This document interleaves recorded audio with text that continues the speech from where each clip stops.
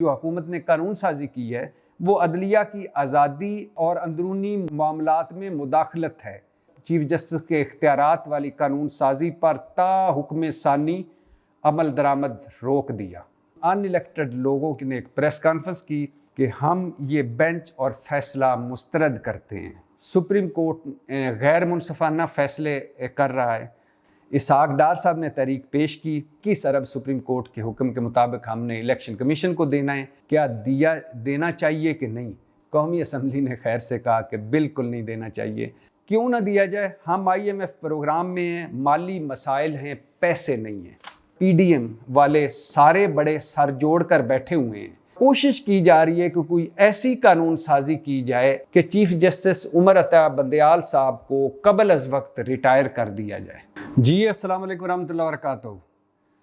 पाकिस्तान जो बहरानों में घिरा हुआ है, जो बदतरीन मुआशी बहरान में है, जो बदतरीन आइनी बहरान में है, जो बदतरीन अदालती बहरान में है, जो बदतरीन सियासी बहरान में है, वो पाकिस्तान जिसमें एक बहरान दूसरे बहरान को जन्म दे रहा है, दूसरे बहरान से तीसरा बहरान निकल रहा है और तीसरे बहरान जो है वो आगे अंडे बच्चे दे रहा है। पाकिस्तान बहरानों में घिरा हुआ है। पाकिस्तान इन बहरानों से कब निकलेगा कोई पता नहीं। ये बहरान कब तक रहेंगे कोई पता नहीं। इन बहरानों से निकलने का रास्ता क्या है कोई पता नहीं। ये बहरान हमें कहाँ यानी तबाही और बर्बादी की किस मंजिल पर ले जाएंगे कोई पता नहीं। ये निज़ाम, ये मौजूदा सिस्टम, ये लूली लंगड़ी बदतरीन और आमरीत भरी जमहूरियत रहेगी या नहीं कोई पता नहीं। क्या होने वाला है कोई पता नहीं। क्या हो रहा है कोई पता नहीं। कौन साजिशें कर रहा है सब भी कर रहे हैं। कौन इस मुल्क के बारे में सोच रहा है कोई पता नहीं। ऐसा लग रहा है कोई भी इस मुल्क और इस कौम के बारे में नहीं सोच रहा। रमज़ान का महीना है। पाकिस्तान रमज़ान के इस महीने में यकीन करें पाकिस्तान इस वक्त फ़कीरिस्तान कशकोलिस्तान बन चुका है। और यकीन करें मिडल क्लास, यकीन करें सफ़ेद पोश, तनख्वाहदार और गरीब आदमी रुल गया है। और ऊपर जो तबका अशराफिया है, ये जो हमारे ऊपर मुसल्लत हुए लोग हैं, ये अपनी लड़ाइयाँ लड़ रहे हैं और नीचे किसी का कख नहीं रहा। मतलब सवा सत्यानाश हो गया है। गुज़श्ता रोज़ 3 चीज़ें हुई, 3 डेवलपमेंट्स हुई और जो 2 सूबों का इलेक्शन दंगल है वो मज़ीद संगीन हुआ।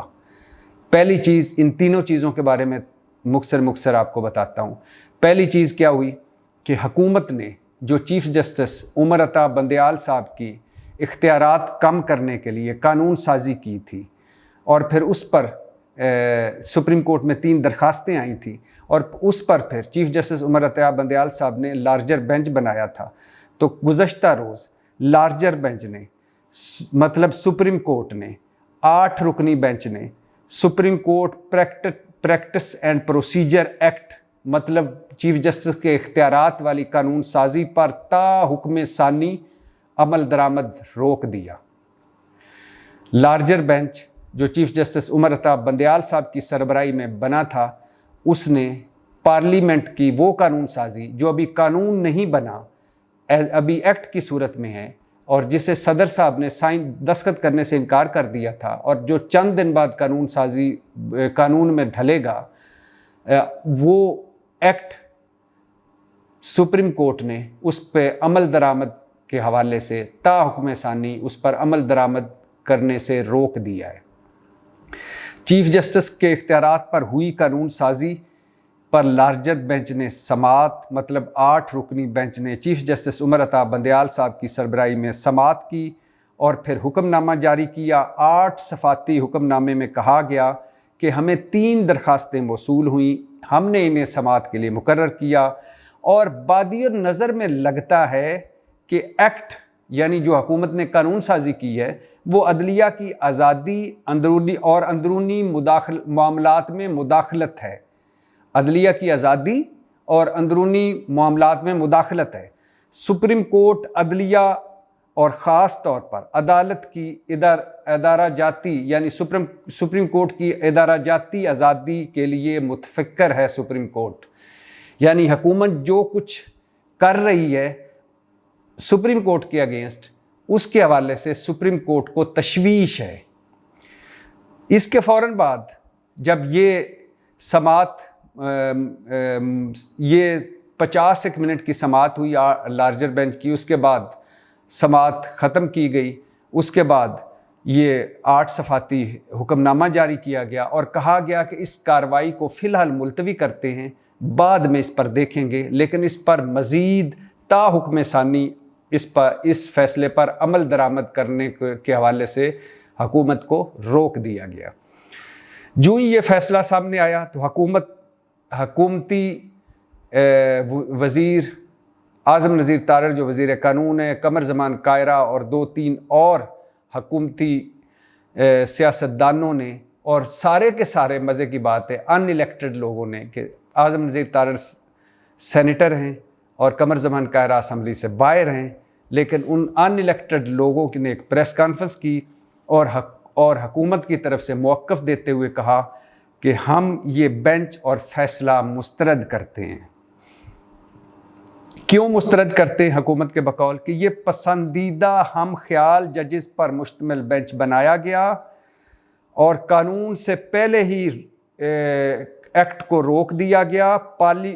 और कानून से पहले या एक्ट को रोक देना मतलब पार्लियामेंट की सुप्रीमेसी या पार्लियामेंट के इख्तियारात पर कदगन लगाने के बराबर है। और फिर इसके साथ ही कौमी असम्बली में एक करारदाद भी पेश हुई और करारदाद मंजूर हुई, और उस वो करारदाद थी कि हम ये लार्जर बेंच का फ़ैसला जो है इसे मुस्तरद करते हैं। लार्जर बेंच को ही मुस्तरद करते हैं क्योंकि लार्जर बेंच सिलेक्टिव बेंच था, चीफ जस्टिस साहब के हम ख्याल जजेस का बेंच था, लिहाजा हम इसे मुस्तरद करते हैं। जो कौमी असम्बली से करारदाद निकली उसमें मज़ीद कहा गया कि 2 सीनियर जजेस को शामिल नहीं किया गया। पार्लियामेंट आइन साज इदारा है, पार्लियामेंट आइन साजी करने का हक़ रखती है। सुप्रीम कोर्ट गैर मुनसफ़ाना फ़ैसले कर रहा है और लिहाजा हम ये फ़ैसला मुस्तरद करते हैं और डिमांड करते हैं कि ये लार्जर बेंच तहलील कर दिया जाए, मतलब ख़त्म कर दिया जाए। ये तो एक उस पर पेशरफ्त हुई गुज़श्ता रोज़ चीफ जस्टिस की, जो आज खुद नोटिस पर कानून साजी हुई थी उस हवाले से। दूसरी तरफ फवाद चौधरी साहब आए मीडिया पर, उन्होंने बताया कि हम मतलब तरीक़े इंसाफ रेफरेंस तैयार कर रहे हैं और हम वज़ीर आज़म शहबाज शरीफ और उनकी काबीना को सुप्रीम कोर्ट का हुक्म ना मानने पर, सुप्रीम कोर्ट की हुक्म अदूली करने पर, सुप्रीम कोर्ट के 2 बेंचेस के फ़ैसलों के बाद, मतलब सुप्रीम कोर्ट के 1 महीने में 2 फैसलों के बाद भी इलेक्शन नहीं करवाए जा रहे, तो इसका मतलब है कि शहबाज शरीफ और उनकी काबीना तौहीन अदालत की मुर्तकिब हुई है। हम रेफरेंस तैयार कर रहे हैं और जल्द ही सुप्रीम कोर्ट में ये रेफरेंस फाइल कर देंगे।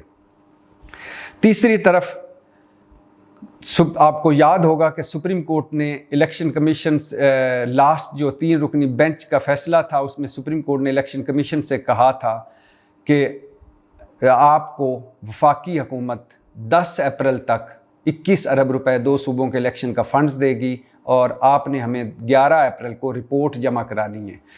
तो इलेक्शन कमीशन ने रिपोर्ट जमा करवाई और बताया कि मुझे वफाकी हुकूमत ने 2 सूबों के इलेक्शन के फ़ंड्स नहीं दिए।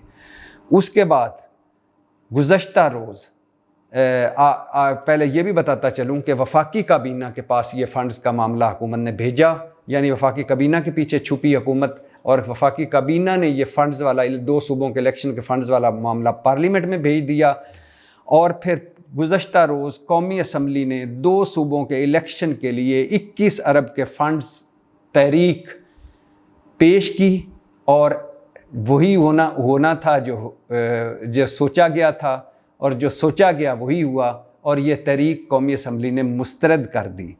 इसहाक डार साहब ने तहरीक पेश की कि 2 सूबों का इलेक्शन है, 21 अरब सुप्रीम कोर्ट के हुक्म के मुताबिक हमने इलेक्शन कमीशन को देना है, क्या देना चाहिए कि नहीं। कौमी असम्बली ने खैर से कहा कि बिल्कुल नहीं देना चाहिए और ये तहरीक मुस्तरद हो गई।